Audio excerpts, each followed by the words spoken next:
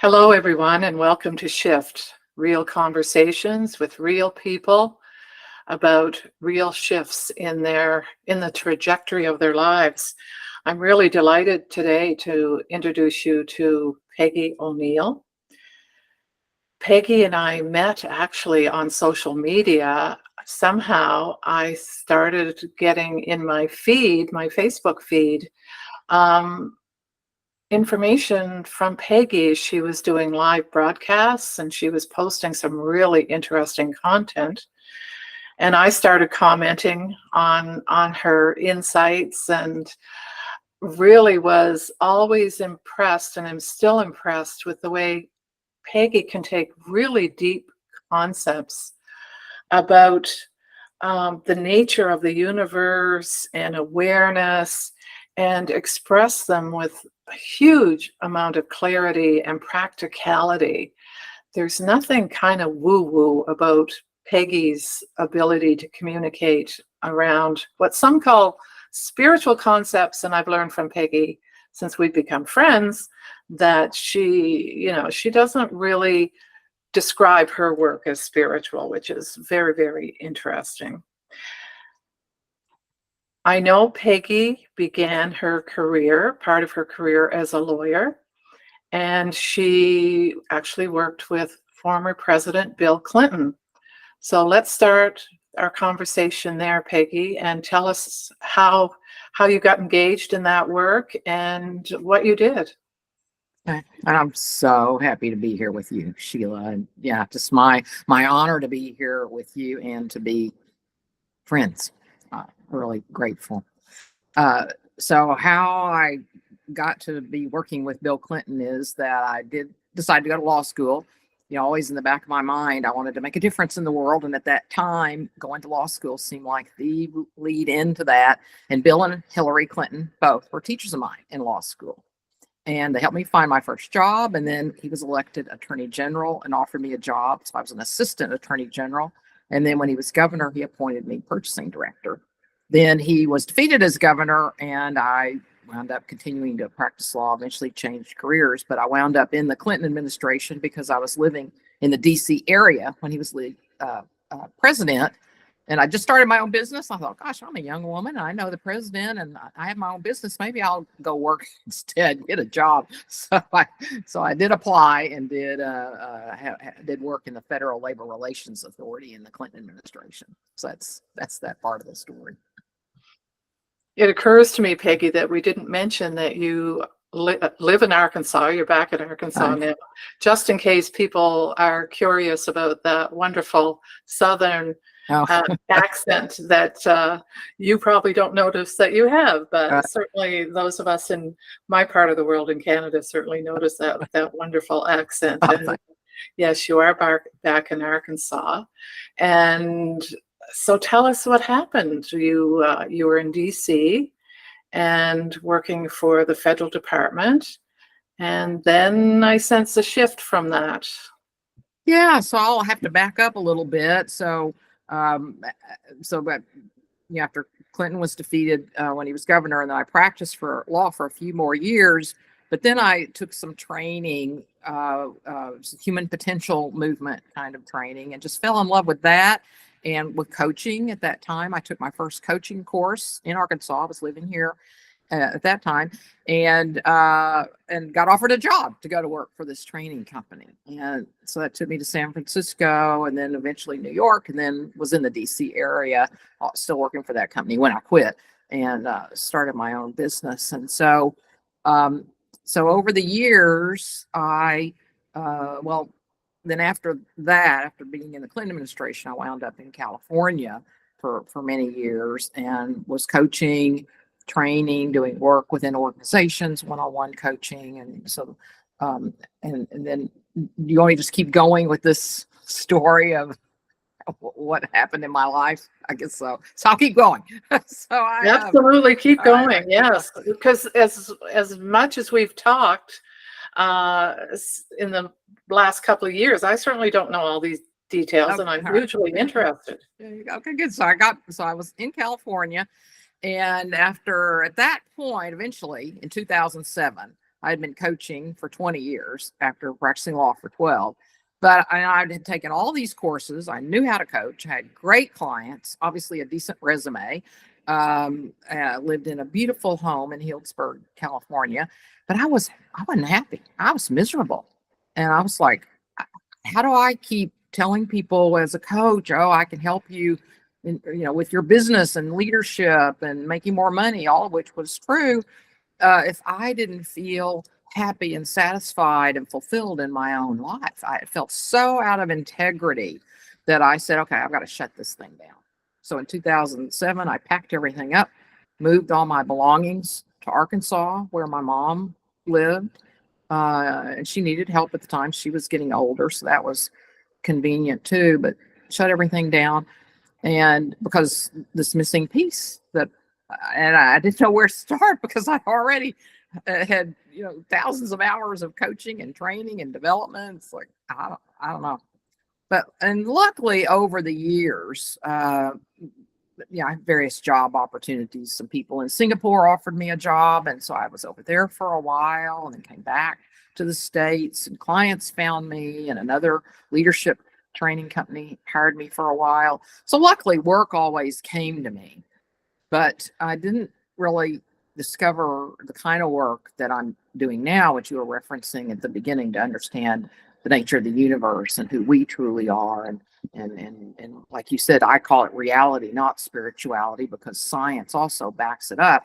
But it took 11 years from the time of 2007 when I said I just can't market what I'm doing anymore to find this work. It's from the great wisdom traditions, which the insight.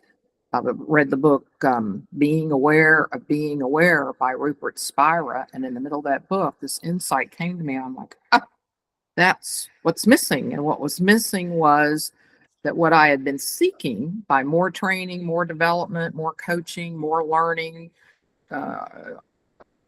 was really here. It was already in me.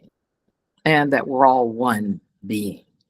And which is, most of us have said some version of that. Oh, we're all one. And I think we get really touched by John Lennon's song, and one day we shall live as one. I think, even as I say that, I can feel it. I think so. Most of us have a strong sense that we are, but we haven't, but our conditioning that nobody has meant anything wrong by it. It's just our natural conditioning as human beings in the Western culture that we grew up in, and now probably pretty much the world, that we believe that we're separate and separate from the universe, which, can really cause, like what was happening for me, this longing for fulfillment, this longing for meaning and purpose that I couldn't find because I was looking for it in some sort of answer out there instead of experiencing that it's already here.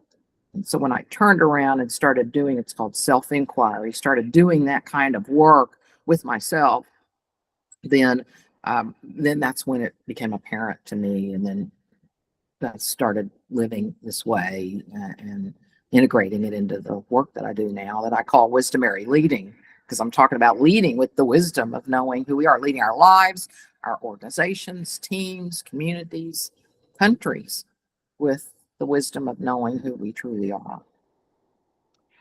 And it just sounds so simple when you say it.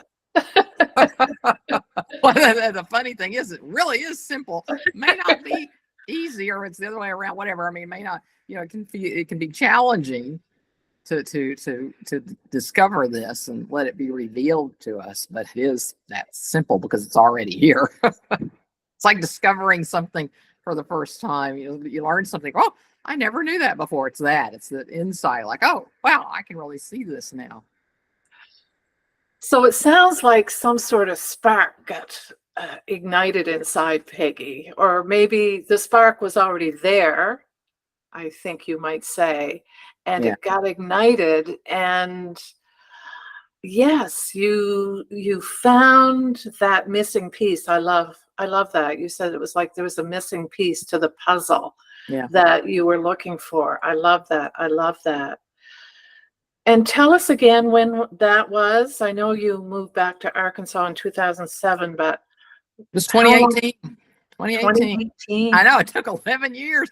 Well, 11 years. yeah, because I didn't really know how to search for it at that point. I Yeah, still, yeah. still immersed in the coaching world. And so I kept trying that way by taking more courses. But it was reading that book. Oh, and the interesting thing is that I'd never heard of Rupert Spira before. I got an email from some other organization announcing that Rupert was going to do a webinar or something. And I thought, oh, that sounds interesting. And then the next day, a friend of mine told me he was reading that book. I thought, okay, never heard of Rupert before. In 24 hours, I've heard about him twice. I think I'll get the book my friend's reading. And then there it was. It's one of those synchronicities that the universe promises us. Yes, and it's interesting the time lapse, because the I more know. the more I talk to people about purpose and meaning, the more it seems that timing is key. And when there's something about we have to be ready or something, because you'd think back in 2007 you were ready, and yet took 11 years for Rupert to show up, and I'm pretty sure he was probably teaching this stuff before 2018. Yeah. And of course, other teachers, but I actually had never heard of non-duality. That's what it's called, non-dual teachings. Now, that being said, what I just said is totally inaccurate, because all of us have heard of non-dual teachings, because that's in every great religion, great wisdom teaching. But I couldn't read it and understand it the way that I did until I started studying, realizing, start embodying non-duality. Then I could read some things and go, oh, now I really get it. Because I used to wonder, love your neighbor as yourself. I believe, in fact, I think if everybody just lived the golden rule, we would be just fine. Love your neighbor as yourself. And I've always believed that. But the question was, but how do I do that? I mean, it was a doing. It was like I've got to, become someone who loves somebody, or I've got to find the love, or something was always, there's, the separation was present. Mm-hmm. I'm here, they're over there, and I don't like that person right now. I mean, we can love people and not like them. So, I would try to tell myself, I love this person. I don't like what they're doing right now, but I love this person. But it was still, there was a detachment there. And there was something about being able to understand first through reading, because our mind needs to understand this first before it can even engage. But for most people, there could be exceptions. And then once I understood it, then it was like such relief. It's like, oh, I get it. It's like, this is the metaphor that's used all the time, but I really could start experiencing it, which is that we're each waves in the ocean. There's one consciousness, awareness, source, the universe, God's infinite being is the religious name. There's one being, and we're each unique expressions of that. And somehow for me, in embracing those teachings and feeling that this person isn't separate from me, and there are ways to do that, like a simple way that again, I don't know, it can sound simple, but we can recognize that I cannot separate my experience of you from seeing you. In other words, where do I see you? I see you over here. Even though we've been conditioned to think I've seen somebody on the screen over there, but if I look to my own experience, I experience you, but here, not over there. And so that can be a little, mind blowing to begin with. But if we sit with it, where do I experience the seeing of Sheila? I'll experience it here. And so it didn't take long for me, at least, to start kind of getting.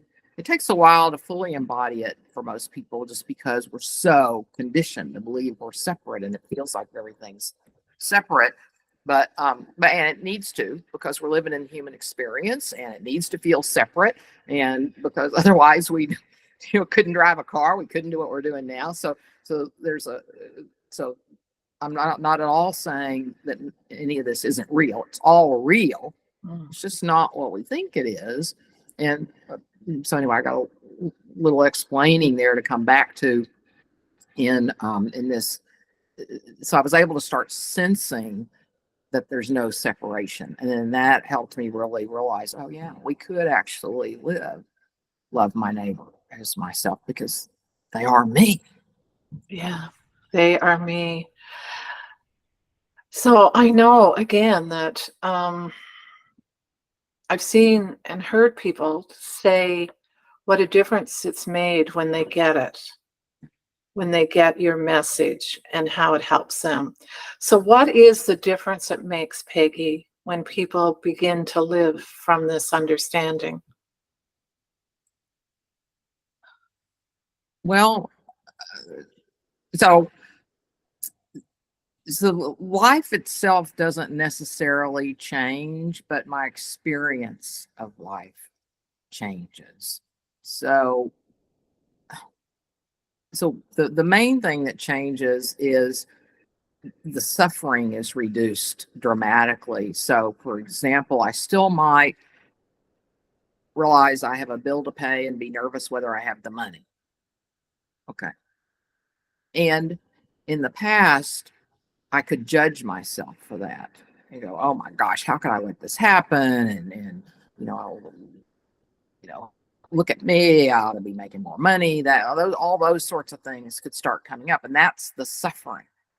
And so and what the suffering comes from believing I'm a separate self in charge of all of this.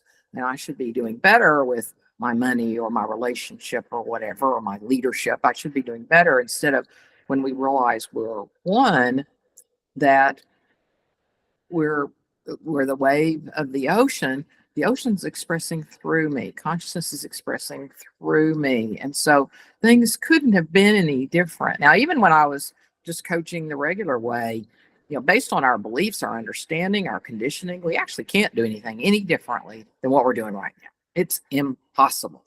But there's still usually suffering with that because we've been conditioned to judge ourselves. I'm a bad human being. We've got all these ideas and beliefs about ourselves and our behavior, and that all of that starts going away because we realize we're not our thoughts. And most people, we identify with our thoughts. Oh yeah, I'm a horrible person, or I should know better, all that. Those are just thoughts. And so when I started not paying attention to thoughts, then the suffering diminishes dramatically. And then there's clarity in the moment. Then I can look at, this is what's happening. And then now my mind's available to go to work with, what else could happen here? What else could I do here? Instead of staying stuck in the suffering and the story about it all. Now I can set that aside. There could be an opportunity for reflection. I mean, I could reflect, oh, yeah, it would have been better if I hadn't yelled at that person or something. So I can still learn, but I'm not judging myself. And so then I'm more available for the creativity and the aliveness and the feeling of meaning and purpose, and the sense of direction and meaning in my life, and trusting. But I mean, and like I said, I could still be afraid or still get bothered by something, but I don't have that added layer of that I am all messed up, or this other person is all messed up. Obviously putting a lot of things into messed up, but so. Yeah, I just hear, it really lowers the temperature on judgment. Mm-hmm. Judgment about yourself and judgment about other people. Mm-hmm. And when we can do that, the temperature goes down on conflict. We're more loving and accepting of ourselves and of each other. And it's wow. I mean, talk about peace on earth.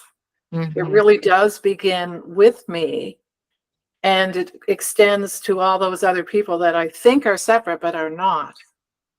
That pretty much accurate?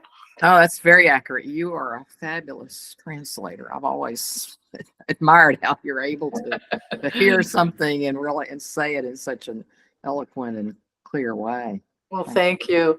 And that leads me to a project you're working on right now, um, around democracy as an American citizen. This is something that's really important to you. So perhaps perhaps you can take this concept of we are one being and connect it to your passion, your current purpose around uniting people for democracy. Yeah, so that has been an exciting element for me, is this recognition that we truly are one being. And so there, to me, maybe that's part of, thanks for saying that and asking the question the way that you did, because maybe what's causing this to be so clear that this is something for me to focus on is that knowing that we can unite, we can live together as you were describing, in peace and harmony, that there's a knowing about that maybe 10 or 15, well, 15, yeah, 10 or 15 years ago might have been more like a concept, nice idea. Oh, we can all get along, we can all unite. But there's a knowing now. I just know in my being that it's possible. Um and so that's helping um lead these conversations and lead this drive probably. Um Thanks for pointing that out. But yeah, it's the knowing that it is possible, because we already are. We just think we're not. And so if we could start opening, not to that, I mean, most people are not ready. I'm not going to go around talking non-duality to people. Most people are not ready to hear that. So I'm not talking non-duality, but I can speak about it in ways people that can hear it, like we can come together. We can all get along. I mean, there are lots of people who've said over the last recent years, can't we just all get along? So there are lots of people talking that way. And so my confidence in that is maybe what's helping me um, pursue this.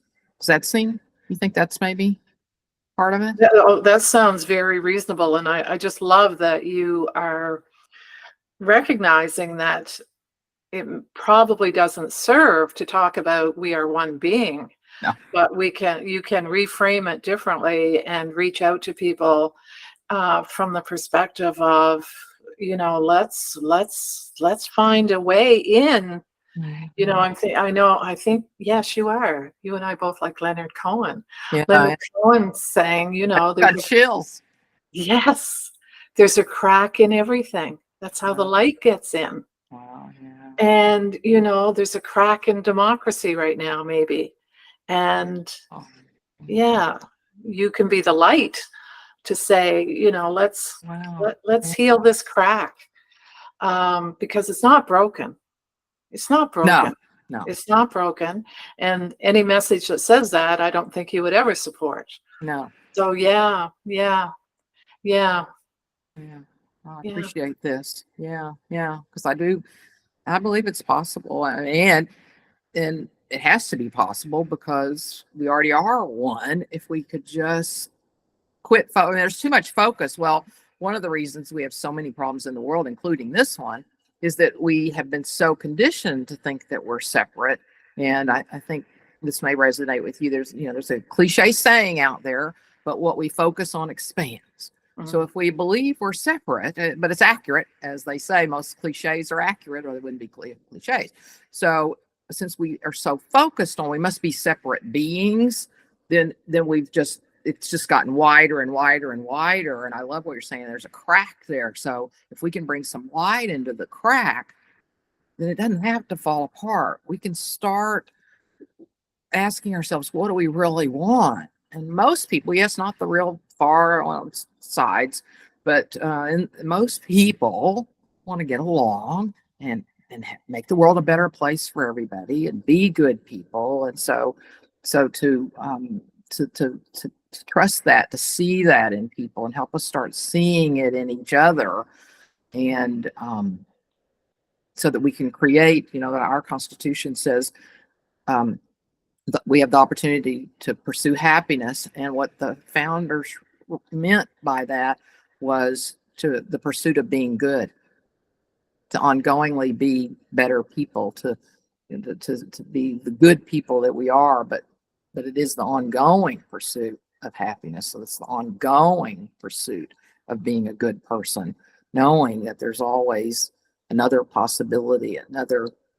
I love Mary Magdalene. I'm not religious, but the Mary Magdalene, what's it called? Uh, it's anyway, they found her writings, and she says that one of the things that we're here to do is to be more fully human. And to me, that's being more fully human, is knowing who we truly are and living as that. And I don't know if the founders had that in mind, but it definitely correlates with what I think, to be more fully human, to be the loving, peaceful, fulfilled, meaningful beings that we truly are.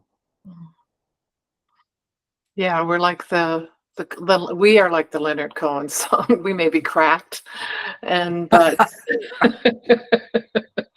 but there's goodness. Uh-huh. The part of us that is one is wise and good. Yes. Yes. Yes. And each one of us in our own way make a huge impact, can make a huge difference. Oh, yes. Yeah. One person. Oh, yeah. It's been said over and over again. And I realized I had lost my train of thought a little bit about the separation part. So what I'm thinking is that, that this is either a time where we're just going to keep believing in separation, and it just gets more and more and more wide until things do fall apart, or like you're saying, and it doesn't have to, if we could start giving ourselves permission to allow ourselves to get along, to listen to that internal sense and desire that we all have, and just not stay caught up in the divisive language. We're not as divided as the media wants to make us out to be. That's a great story. That's a great soundbite.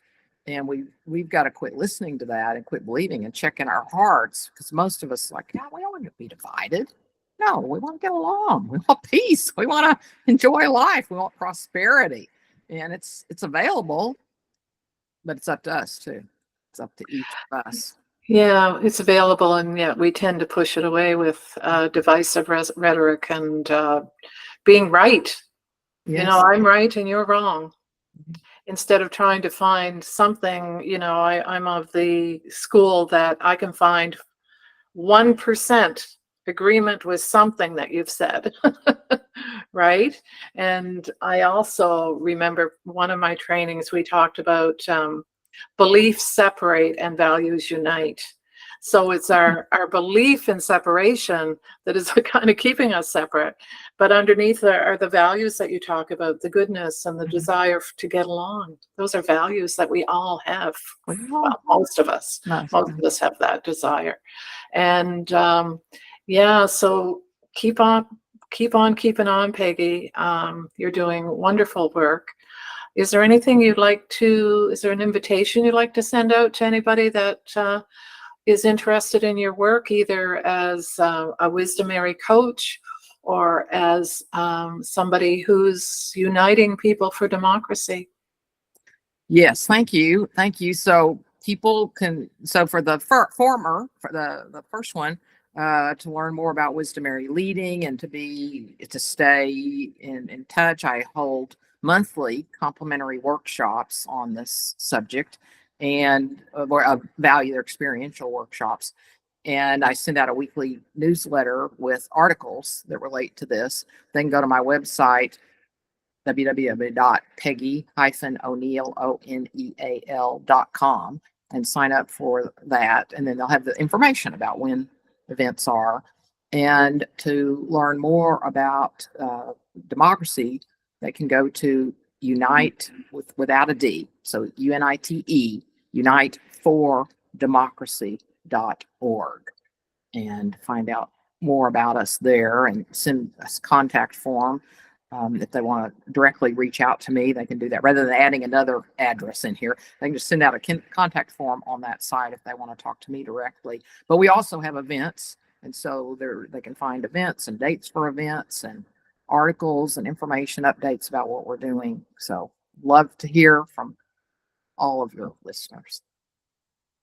And she means it, everyone. She truly is one of the many people I have the privilege of knowing who has a ton of integrity, and she always follows up, and she is just doing amazing work in the world. So I really appreciate you, Peggy, and I appreciate you showing up. And all that information that Peggy just gave you will be in the show notes. So definitely, I urge anyone who resonates with Peggy's message today to attend her complimentary Zoom calls. They really are experiential. It's just not a bunch of power slides and information. So thank you. Oh, thank you, Sheila. This has been absolutely delightful. I love being with you. Thank you so much. The feeling is so mutual. Thank you, Peggy. You're welcome.